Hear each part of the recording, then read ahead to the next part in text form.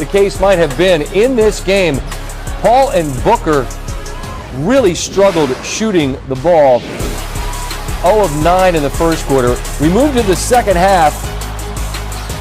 Zubac's not able to finish, but Terrence Mann there to clean up, and the Clippers take the lead after the Suns had a lead by the bucket at the half.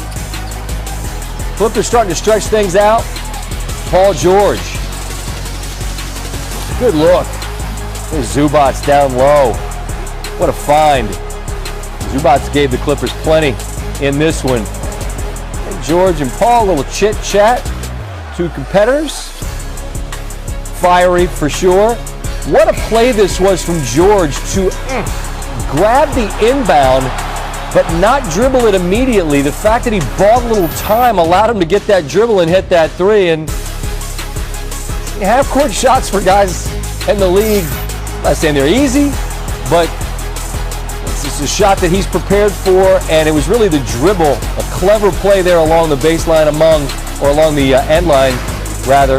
Well, it's not the end line either, you know what I'm talking about, the out-of-bounds line amongst a couple of Suns. Hits that, leads 11, look out, shooter in the building. That's Luke Kennard. Brotherhood, Steve. Always. Kawhi Leonard cheering his team on. The lead is now 15. Suns, though, don't go away. Down low, DeAndre Ayton with the putback. It's down to 11. Booker gets the switch. Take him to the bucket. He does take Zubac to the cup. They're looking for an and one, didn't get it. The lead 6 for Reggie Jackson. Like Breen said it, he's right. This dude's making himself a ton of dough. The unrestricted free agent plays with monstrous confidence. He had 23. The lead's back to double digits. Patrick Beverly played great defense, and he thinks it's the Utah fourth quarter. Steve Ballmer. Pretty damn cool. Wow! And the LA crowd cheering their approval as they get the victory by 14. And it was the Suns that I mentioned had that 2-point lead at the break. The Clippers, though, pull away, outscoring Phoenix 60-44. It's not the second half they had against Utah. It doesn't have to be. It was more than enough to get the victory as Los Angeles shot better than 50% on the field goals and threes in the second, while Paul and Booker were 10 for 40 from the floor. That is not probably going to happen again, you wouldn't think. Paul George, afterwards with Rachel Nichols. Paul George, congratulations. Down 0-2, and once again, you guys come back with a win. What does it say about this team? You are able to keep pulling yourselves back from the edge like this. Yeah, I mean, this team is tough. This team is tough. We do whatever it takes. We trust one another. We got each other's backs. We just play hard. You're gonna beat us. We just gotta be. It just gotta be one of those nights that you beat us. And you know, I think, you know, we just got great resilience. T-Lou just does a great job making adjustments, counters. We come out, we play hard. You had another fantastic night. There was that thrilling shot at the end of the third quarter, but that was just part of a great night for you. 23 points, 43 minutes, Paul. You guys have been playing every other day pretty much for about 3 weeks now. How are you able to maintain being the leader of this team and contributing so much with Kawhi still out? I mean, my teammates just they allowed me to play. And tonight, I got on their backs in the fourth quarter. I just, you know, told myself I'm gonna do whatever it takes. I'm gonna make the extra plays, rebound. I'm gonna box out. Reggie did a great job of putting it away. Pat, they just made big plays down the stretch. But you know, I'm gonna just give everything I have. I don't care how many minutes I have to play. That part doesn't concern me. It's win or go home, in my opinion, right now. And I'm gonna just leave it on the floor. You mentioned Reggie. You guys have been friends for more than a decade at this point. You talked about playing with each other. You lived together at one point. When he became available after that buyout with Detroit, you had to have him on this team. I remember that. What does it say that he is able to make the kind of contribution he is tonight? Yeah, we dreamed of this. We dreamed of this. Many nights, many late nights when I was a Pacer and he was a Piston. We envisioned this, playing for the same team. We didn't know what team it was going to be, but we wanted to play together. We get a chance to do this. We love in the moment, and man, it's just great to do it with someone you just genuinely love. And you know, we're here having fun. Your parents are here. I know that it is hard for your mom to come to games. The fact that they were here to see you and see this tonight, what does that mean for you? It's motivation. It's motivation. Every chance I get, I take a peek at them, and it just it makes me go harder. It makes me play hard. That's what I do it for. My parents, my mom, my dad, biggest supporters. They're here every night, and they just got love for this game, love for this team, love for me. It's the easy part. Just come out and just hoop. Well, your mom is a warrior. I can see where you got it from. Congratulations, Paul George. Thank you, we'll see you back for Game 4. Let's do it. 3 little fake off the end of that Game 2. He was excellent until those missed free throws. This is his 8th consecutive 25-point effort, moving one shy of Bob McAdoo's franchise record of 9 consecutive.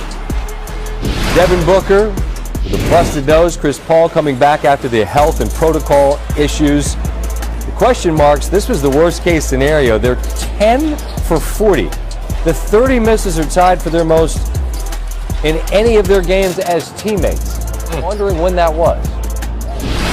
And the Clippers once again, a huge Game 3 after they have come back from consecutive 0-2 deficits. They've dominated this game in all of their series this postseason, going 3-0 and outscoring the opponents by 17 per in this game.